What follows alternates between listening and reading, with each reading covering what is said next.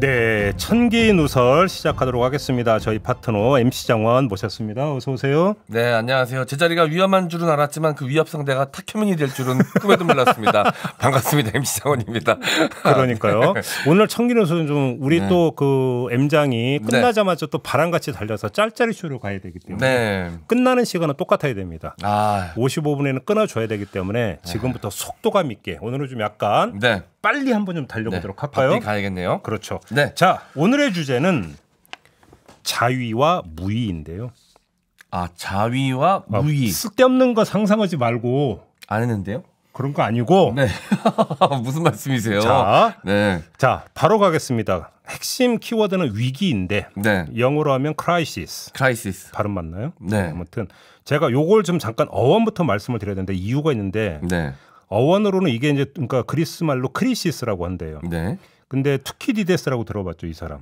이 사람이 크리시스를 어떤 식으로 뜻풀이를 했냐면 이건 판단, 전환점, 선택, 결정 이런 뜻이다라고 해석을 했대요. 그다음에 그 유명한 플라톤은 크리시스를 어떻게 설명을 했냐면 논쟁, 언쟁하고 비슷한 말로 설명을 했대요.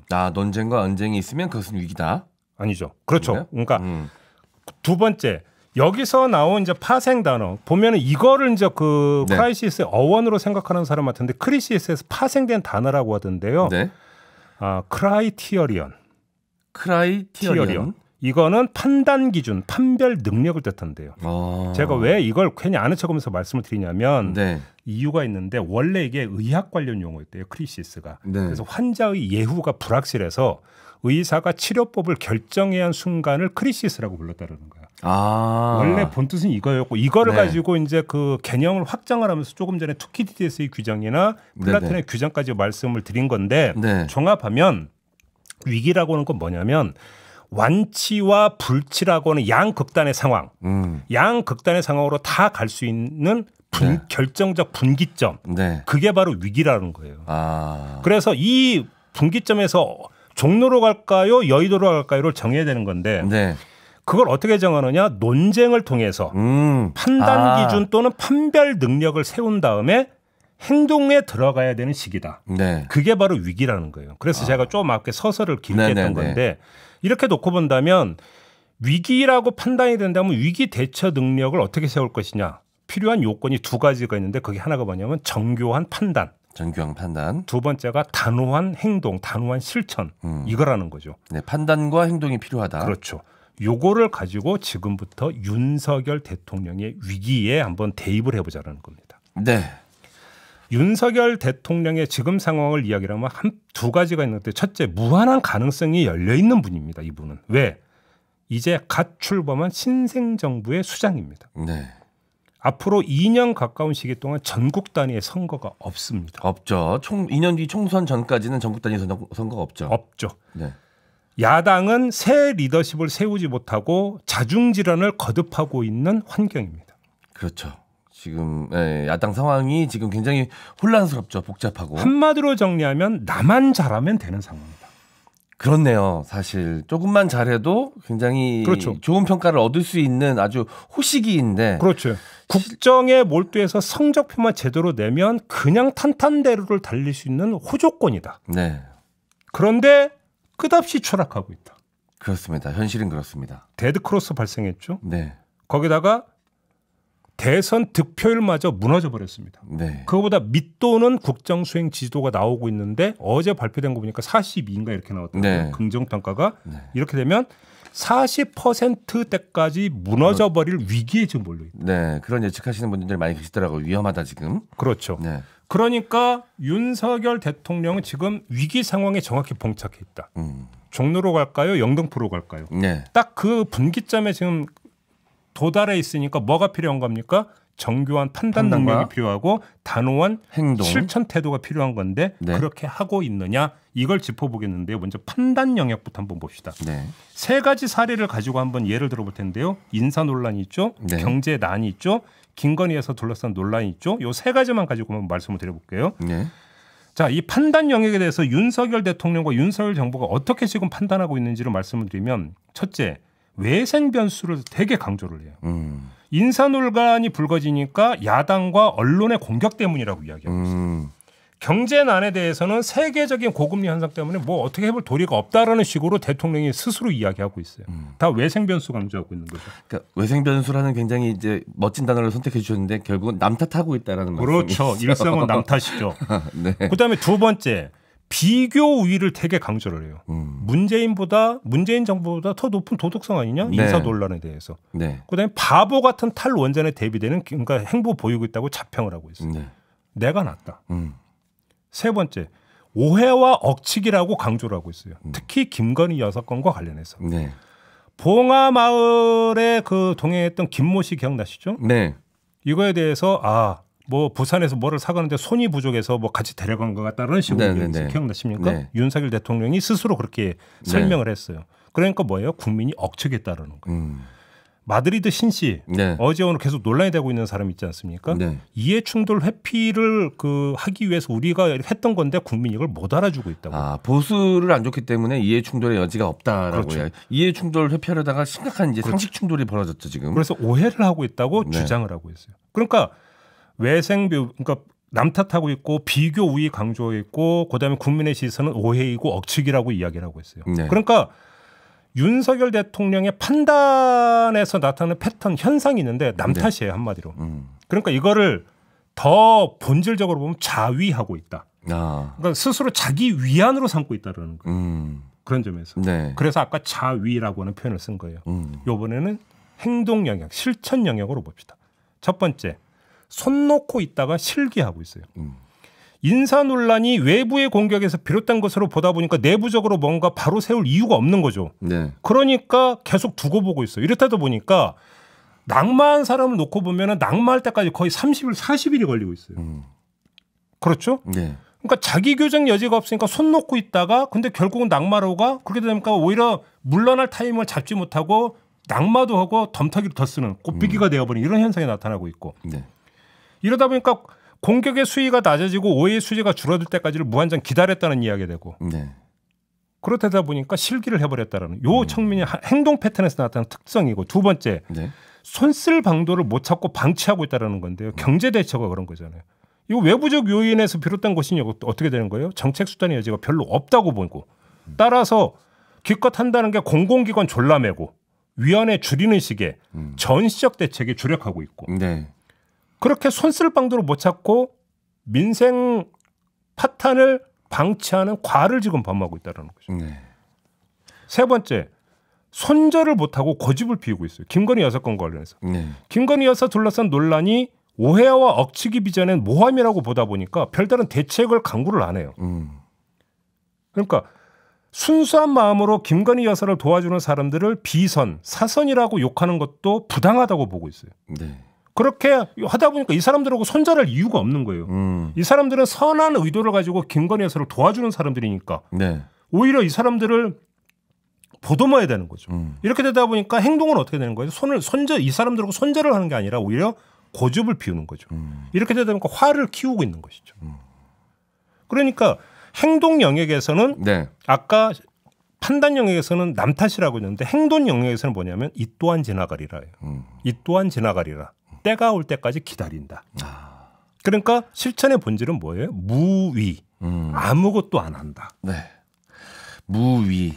야, 사실 이제 본질은 무위라고 말씀하셨는데 무위도 굉장히 이제 고급스러운 단어고 포장을 잘 해주신 것 같은데 네. 일상 생활용으로 이제 이럴 때 이제 뭉갠다라 그러거든요. 아니, 생활용으로 이제 저 같은 이제 범인들은 이런 표현들을 쓰는데 네. 네, 본질 무위다. 아무것도 하지 않았다. 저는 고상하니까. 그러면 보죠. 그렇죠. 저한테는 어울리는 단어입니다. 뭉갠다는. 또 왜 그래? 자, 자위와 무위를 네. 얘기를 했어요. 그런데 자위와 무위는 네. 병렬 관계에 있는 게 아니라 인과 관계를 형성하고 있어요. 왜 뭐냐면 자위를 하기 때문에 무위를 하는 거예요. 나는 아무 네. 문제가 없다고 생각하니까 자기 교정을 할 이유를 못 찾고 자기 교정을 할 이유를 못 찾으니까 행동할 이유가 없는 거예요. 그런 거 아니겠습니까? 네, 자성을 해야 대책이 나올 텐데. 그러니까 문제의 본질은 자위에 있는 거예요. 자위에 그러니까 본질은 바로 여기 있는 거예요. 자기를 돌아보지를 못한다라는 거예요.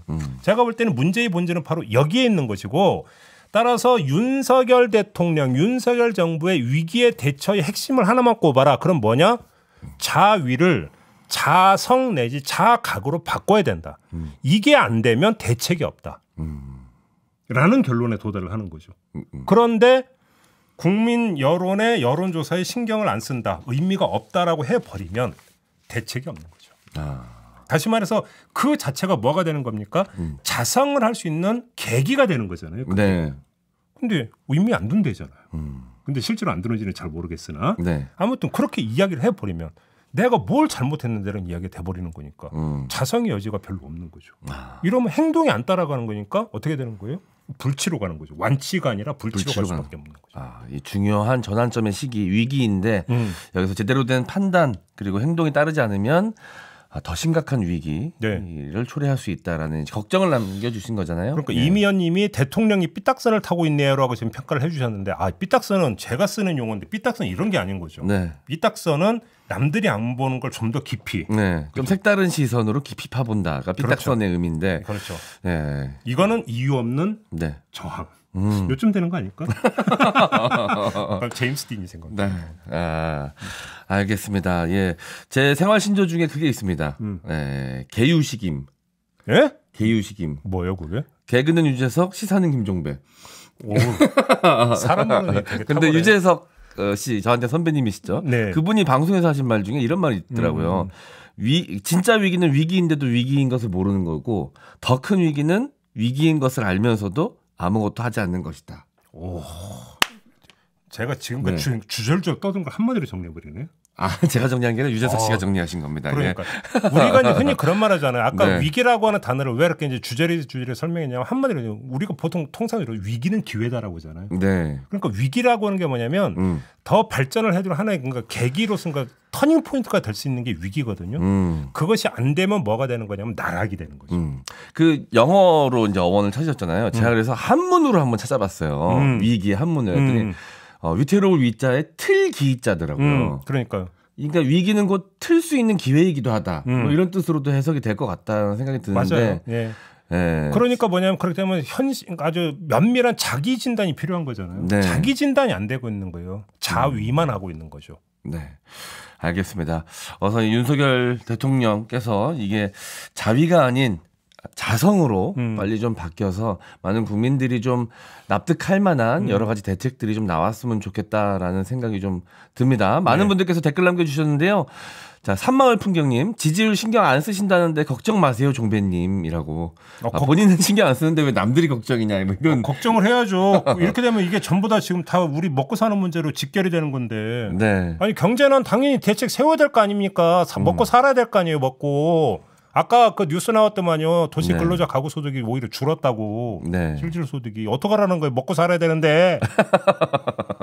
네. 여러 가지로 좀 안 좋은 지표들이 많이 나오고 있어서 특히나 요즘 주식하시는 분들도 지금 굉장히 얼굴색이 안 좋습니다. 2,300이 무너졌다면서요. 네. 저도 지금 얼굴색이 안 좋죠? 네. 안 본 지가 꽤 오래됐습니다, 지금. 그래서 상의도 약간 홍조 띄는 걸로 입고 왔구나. 네, 바람을 담아서 약간 붉은색 계열로 입고 왔습니다. 자, 계속 요즘 붉은색 본 지가 좀 오래돼가지고 주식 반에서. 어쨌든 여러 가지로 지금 위기를 나타내고 있는 경제 지표도 그렇고 정치적으로도 그렇고 많은 분들이 좀 심란해 하시는데. 왜 그러니까 걱정은 항상 국민 몫이어야 되냐고요. 왜 그 얘기하는 거잖아요. 그러니까요. 지금. 우리나라 국민들은 늘 그렇다 보니까 이게 좀 너무 당연한 듯 돼버렸는데 이제는 뭐 정치 걱정 이런 걱정 안 하고 본인의 삶만 걱정할 수 있는 시기가 빨리 왔으면 좋겠습니다. 국정위기가 민생 위기로 가기 때문에 드리는 말씀이에요. 네. 그래서 진짜 충정 어린 말씀으로 좀 이해를 해주셨으면 좋겠어요. 네. 최상림님 나라가 어디로 가는 걸까라고. 자 투더문님 굉장히 좀 날선 댓글을 남겨주셨네요. 윤석열 대통령 체험판 3개월 반품 환불하고 싶네요라고. 자, 이미 그 상자를 개봉했으면 반품이 안 되는 걸로 알고 있습니다. 그렇죠. 그렇죠. 근데 그 규정도 되게 웃기는 거예요. 반품을 하면 상태를 봐야 되고 상태를 봐야 하면 뜯어야 되는 거죠. 근데 뜯으면 반품이 안 되는 말이 되는 얘기예요. 이게. 그러니까요. 그리고 그 항상 보면 거기 단순 변심은 환불이 안 됩니다라고 써 있거든요. 그래서 저희 어머니가 하신 명언이 있습니다. 이 단순 변심은 환불이 안 된다 그랬더니 어머니가 복잡한 변심이라 그래. 저한테 단순하지 않은 변심이라고 얘기해. 라고 네. 저한테 얘기했던 기억이 나네요. 알겠습니다. 자, 네. 여기서 마무리하고 빨리 또 우리 M장은 짤때리수로 보내드려야 되니까 네. 오늘은 누가 나와요? 오늘이요? 좀 독특한 분이요. 평소에 저희 채널에서 보기 힘들었던 분이요. 누군데? 조원진 대표. 진짜? 네. 야, 그 분위기 정말 궁금하다. 어떤 분위기로 이게 진행이 될까? 잠깐만. 이게 약간 비밀리에 진행되고 있었는데 갑자기 물어보시는 바람에 제가 지금 발설한 것 같은데. 5분 있으면 시작할 텐데요. 네, 그렇긴 하죠. 여러분 5분 동안만 좀 얼른 비밀 유지해 주시면 감사하겠습니다. 네, 마무리할까요? 네, M장 수고하셨고요. 저도 물러가겠습니다. 고맙습니다. 감사합니다.